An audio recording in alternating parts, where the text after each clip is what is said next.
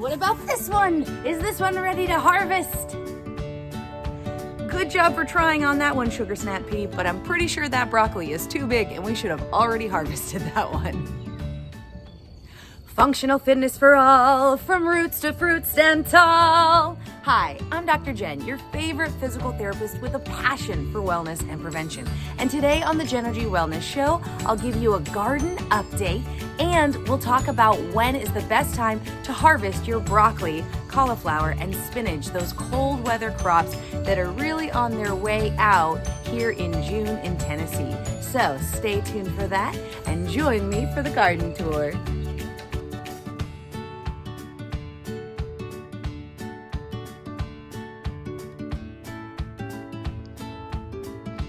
And here is the broccoli. You want to harvest broccoli when the little pieces are about the size of a match end. And here in Tennessee in June, it is actually too hot for the broccoli, which is part of the reason the bugs are eating it. But it's also the reason that it looks like this. So you can definitely still eat the broccoli at this point. You just want to catch it real soon after it starts to separate like that, because then it's going to go to flower, and you can definitely still eat the flowers as well, but in my opinion they don't taste nearly as good as the actual broccoli florets. So here's what we have going on with the rest of the broccoli. We have one lettuce that is in here, and it is actually started to branch out like that, which I've never seen, so that's kind of cool too. And then over here, spinach is also just past its prime because of the heat here.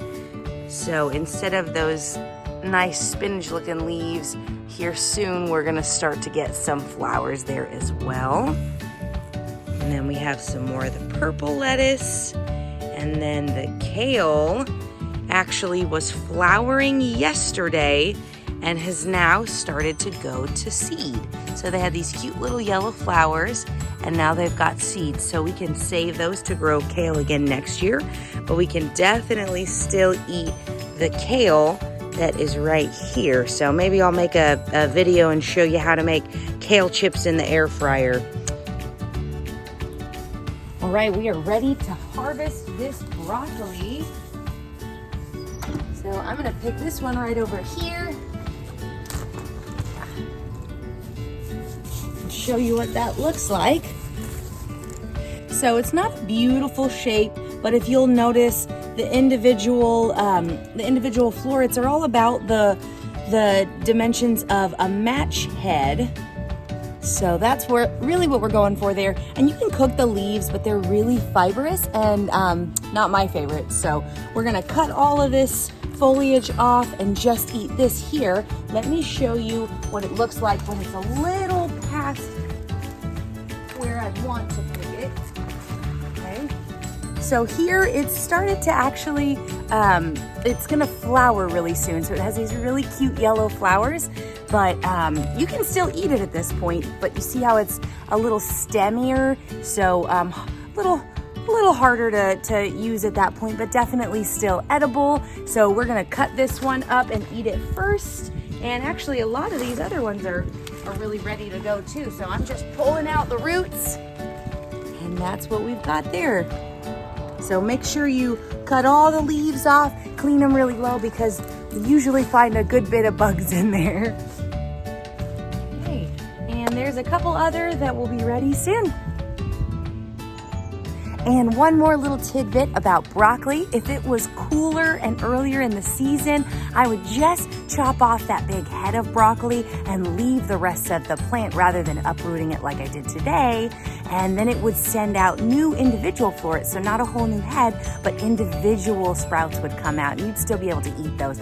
But temperatures are 88, 90 here in Tennessee right now. So I can already tell that the broccoli is getting ready to go to flower. And so that's why I pulled the entire plant today. But some of the smaller ones that haven't gone to flower yet, I'll leave those in a little bit longer and just cut off what we're gonna eat. And now we're gonna harvest some kale. Here. And I'm gonna leave those seeds on there for now, right here, let them get a little bit bigger, and then we'll harvest those as well. And one posture tip, if you have to reach into the bed like this, make sure you keep your belly button pulled in towards your spine, and you can even use one of your legs to help stabilize so that you're not having to put as much pressure on your back. Keep it safe now, y'all. Let's get some of this lettuce too. This will make great salads. Woo, got a little overwatered here. There. And spinach has a little bit longer, but it is really on its way out as well because it is a cool weather plant. I'm gonna go ahead and snag this little pepper too. Let's grab a little bit more here. And for spinach and kale, you just want to make sure that you don't take more than 2/3 of the plant.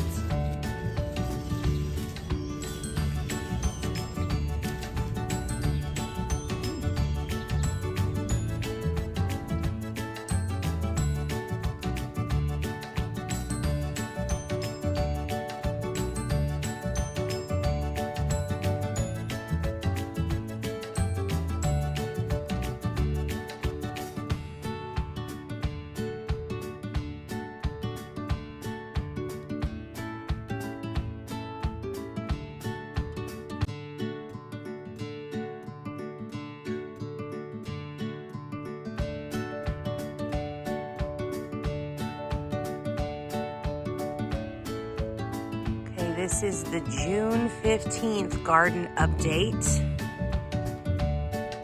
Here are the chives, the oregano. We've got thyme over here, rosemary, and then basil. And here's a cool trick if you're growing basil. They get these little flowers here, and if you'll pluck those, it'll put more energy into the leaves, and so the leaves will actually taste sweeter and grow a little longer. And then over here is one of the tomatoes that we planted is flourishing. And we've got another tomato over here. Finally has a little tomato growing there. Then over here in this bed we have parsley, another tomato, and this is the Cherokee purple tomato, so that'll be fun to see. We've got some wildflowers growing there. This is lettuce that is doing fantastically well. Got another tomato thriving right there up the cage. And this was an unexpected joy here. The sugar snap peas, even though it's really getting too hot here to have any sugar snap peas, they really like the cold. But, and I'll say this too, they usually grow all the way up to the top, but because we planted those seeds so late, the plant pushed all of its energy much more quickly than usual into making the sugar snap pod. There's another tomato right there, and a final one there. Got the yellow squash. It's doing very well. And this is a really fun thing to see as well. We took some sweet potatoes and literally just plopped them in the ground after they sprouted, and they have thrived. So I'm going to show you what it looked like before. We just buried an actual sweet potato in the ground, and then it continues to sprout and grows into this, and then grows even further into this. Asparagus is a monster right now. So asparagus is really cool. It takes about 3 years to really settle into the bed, And then after that, it'll grow for 15 to 20 years and come back every year. But once it reaches this point when it's this tall and starts to kind of look like dill, it makes berries and you have to cut it back. It's past the point where you can really eat any of the asparagus. And last but definitely not least is this wild bed here. We did not plant a single tomato. These tomatoes in here are all from seeds that dropped into the ground last year. We did plant these peppers that are really doing well. So I'm gonna pick this one today and maybe we'll make some stuffed peppers or some fajitas.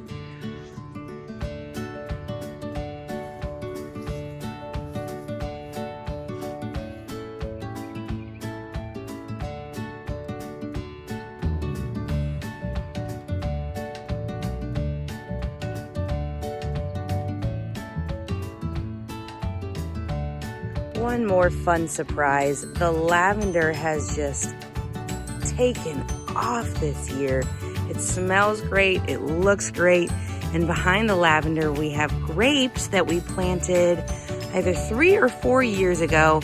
And grapes are another one like asparagus that take a little while to get started, but once they do, they are really gonna take off, and they can absolutely live here in this yard longer than we will. I'm gonna get a little closer and let you see. So here soon we will be able to eat those grapes. When we had them last year, they are delicious. Thanks for watching. I hope you enjoyed this video. If you did, be sure to give it a thumbs up, subscribe to the channel, and ring that bell so you'll be notified every time I upload a new video, whether it's gardening, nutrition, or fitness principles. Share this video with your friends and drop me a comment below with your favorite vegetable or herb or flower that you're growing in your garden. I hope you have a beautiful day, and as always, that you're happy, healthy, and strong. And look, one of my sugar snap pea children is ready. Look how big she is. They grow up so fast. So I'm now realizing that basil is annual, not perennial, which means she's not coming back this year. She has, in fact, died.